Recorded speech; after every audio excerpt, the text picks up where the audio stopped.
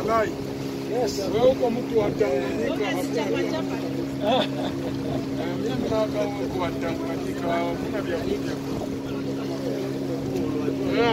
Une descente sur terrain a été effectuée dans l'île de Bouzibulenga, plus précisément dans le site Kral du lac Kivu, dans le cadre de l'atelier international environnemental qui s'est tenu à Goma du 13 au 16 septembre dernier. Situé en presqu'île de Bouzibulenga, Kral du lac Kivu est un site familial de permaculture et d'agriculture et générative, une initiative d'Achille Bifumbu, technicien en développement rural, environnementaliste, praticien de la permaculture et de l'agroécologie. Après une randonnée d'une dizaine de minutes du port d'Nzulo, les membres de la délégation se sont mis aux travaux de Carrefour, où tout d'abord, M.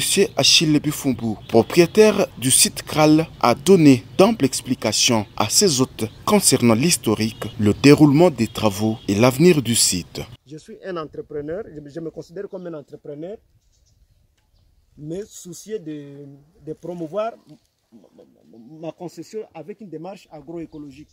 Ici, les dispositifs sont déjà mis en marche et certaines constructions sont presque achevées, notamment une villa moderne de campagne. Madame Victorine Nziavake, membre de l'équipe, donne ici ses impressions. L'impression que nous avons, en tout cas, c'est beau, parce qu'avec les dispositifs qu'il met en place, et surtout dans le cadre de conception de sa ferme, et aussi dans le cadre aussi de faire les zonages, là je dirais surtout dans le cadre de design, il a bien installé les parties, c'est-à-dire là, moi je dirais par exemple dans le cadre de paddock où il fait des chats, et surtout par rapport aux cultures. Ça a été de bonnes pratiques parce que nous avons constaté qu'il a coupé son chat de 5 hectares, il l'a coupé à 4 zones, et même la 5e zone est là qu'il réserve aussi pour les cultures surtout naturelles, dans le cadre aussi de garder aussi les espèces naturelles qui doivent aussi être toujours en corrélation avec les activités et aussi les animaux qu'elle met aussi dans son chat. Donc nous avons apprécié ces dispositifs dans le sens que après la zonage de sa ferme, il a une vision à long terme de mettre en place surtout l'académie à permaculture, dans le sens que sa ferme puisse donner des formations qui sont tellement pratiques, surtout aux jeunes qu'il a déjà commencé même à encadrer, même si c'est dans sa vision, et aussi aux femmes et aux hommes qui l'entourent dans le cadre de mise à plan, de mettre en place surtout les jardins, les permacultures dans des jardins de famille pour qu'il y ait l'harmonie dans ce sens. Alors nous avons trouvé c'est bon parce qu'avec les pratiques qu'il utilise, surtout avec surtout les pratiques dans les différentes techniques agricoles qu'il utilise, ça permet à donner aussi des productions, même si il n'a pas encore évalué les coûts et par rapport aussi à ce qu'il est en train de investir dans le champ. Mais nous avons constaté qu'il y a des avancées.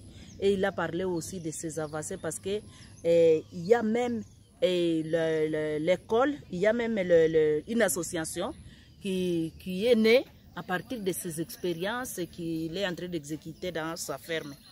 Sa ferme a beaucoup de cultures. Nous avons constaté qu'il fait les techniques sur les fruits.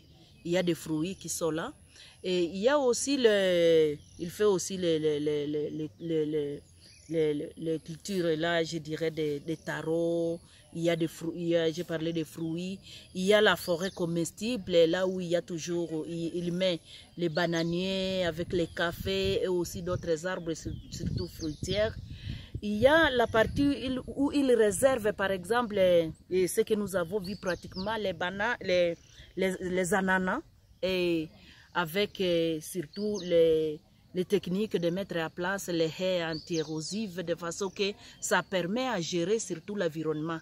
Et comme il est sur pente, et comme sa ferme est sur pente, Et ce qui nous a apprécié, ce sont quand même les techniques de mettre à place les haies anti-érosives, parce que ça permet à ne pas aussi, et ça permet à une bonne gestion et une gestion durable de sa ferme.